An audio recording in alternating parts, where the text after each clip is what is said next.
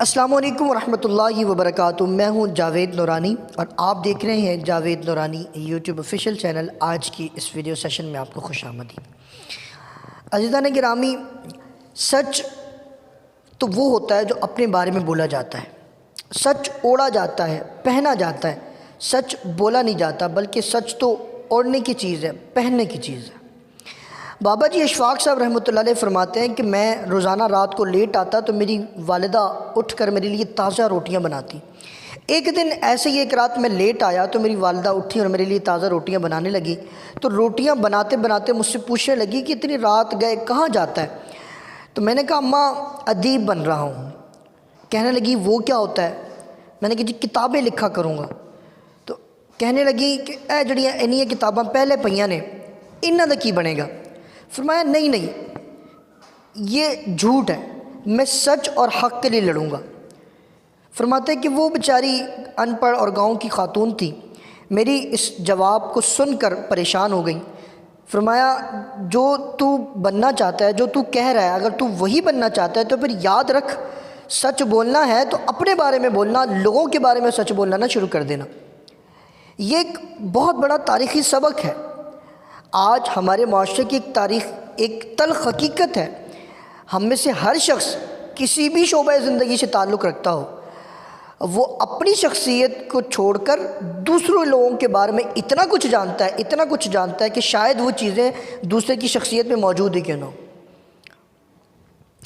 استاد کی حیثیت سے میں اگر شعبہ تعلیم کی بات کروں تو میں نے میرے اپنے کیریئر میں ایسے بہت سارے اساتذہ کرام سے میرا واسطہ پڑا اور ایسے بہت سارے دوستوں کے ساتھ تعلق رہا جو ساتھ پڑھاتے ہیں، ساتھ اٹھتے بیٹھتے ہیں، ساتھ کھاتے پیتے ہیں، لیکن ذرا سے ادھر ادھر ہوئے اور اپنے یہ دوست کے بارے میں اتنی چمگوئیاں اور اتنی چیزوں کو اٹھا کر رکھ دیں گے کہ اس کی کوئی دوسری نظیر نہیں ملتی۔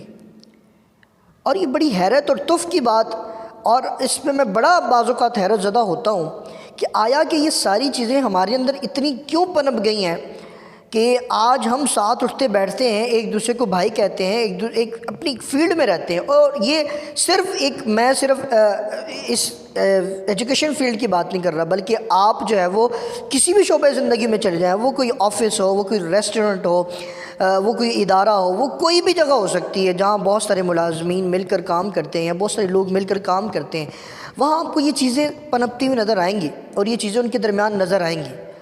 وجہ کیا ہے؟ وجہ یہی ہے کہ بچپن سے لے کر جوانی تک، اپنی فیلڈ تک پہنچنے تک ہم نے جو چیزیں پڑھ رکھی ہوتی ہیں، کبھی ان کو ہم نے اپنی زندگی میں عملی جامہ پہنانے کی کوشش نہیں کی۔ ہم جھوٹ کے بارے میں احادیث اور وعیدیں سنتے ہیں اور جانتے بھی ہیں، بلکہ بیان بھی کرتے ہیں لوگوں کے سامنے، لوگوں کو بتاتے بھی ہیں، اپنے بچوں کو بھی بتاتے ہیں، لیکن خود اس پر عمل نہیں کرتے۔ جھوٹ ہے، غیبت ہے، لوگوں کی پیٹھ پیچھے باتیں کرنا ہے، لوگوں کی دوسروں کی زندگیوں کی عیب جوئی کرنا ہے، یہ ساری چیزیں ہماری زندگی کے اندر موجود ہیں، لیکن عمل کی نہ ہونے کی بڑی وجہ یہی ہے کہ ہم نے ان چیزوں کو ازراہ مذاق لے رکھا ہے۔ ہم نے جن چیزوں کو ازراہ مذاق اپنانے کی کوشش کی، وہ زندگی میں ہمارے حصہ بن گئی۔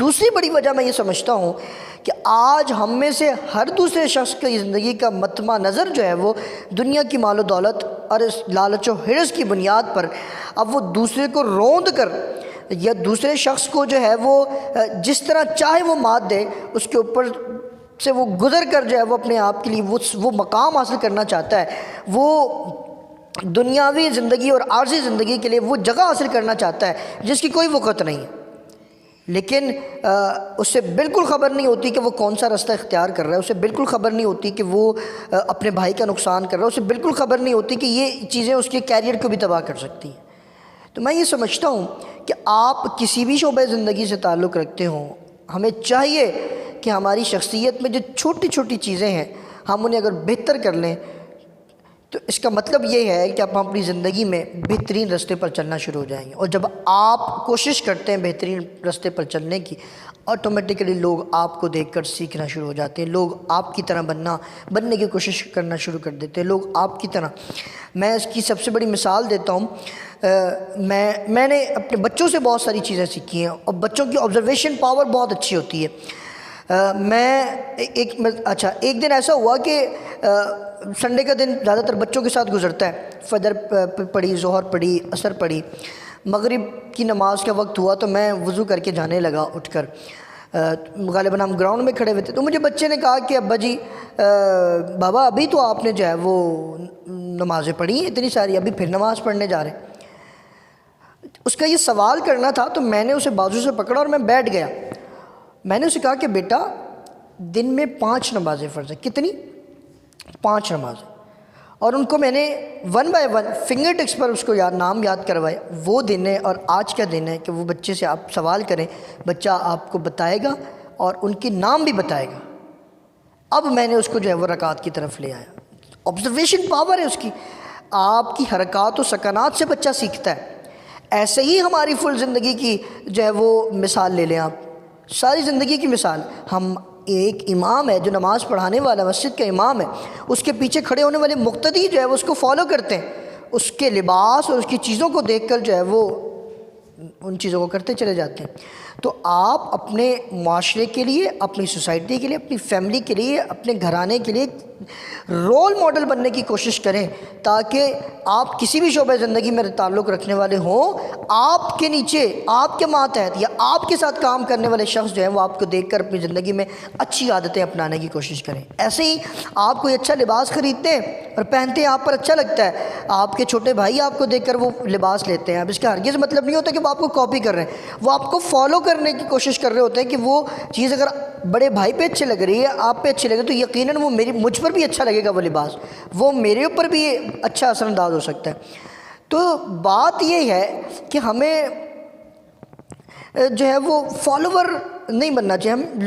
ہمیں ایسا فالوور بننا چاہیے، ایسا رہنما بننا چاہیے کہ لوگ ہمیں دیکھ کر سیکھیں. اور کوئی ایک نیکی یا کوئی ایک اچھی عادت، کوئی ایک خصلت آپ کی زندگی سے کسی نے سیکھ لی اور اس نے اپنی شخصیت میں اپنا لی تو یاد رکھیے گا جب تک وہ اچھے کام کرتا رہے گا آپ اس کا نعم البدل، اس کا اجر اللہ رب العزت آپ کو بھی عطا فرماتا رہے گا. آپ نکلے تو صحیح، کوشش تو کریں. یہ ایک چھوٹا سا میسیج، ایک پیغام تھا اشفاق احمد صاحب کی زندگی سے جو میں نے آپ تک پہنچانے کی کوشش کی. آپ کی تمام سماعتوں کا بہت بہت شکریہ. آپ سے ملاقات ہوگی ایک نئی ویڈیو کے ساتھ. اجازت دیجیے جاوید نورانی کو. اللہ نے کے بعد.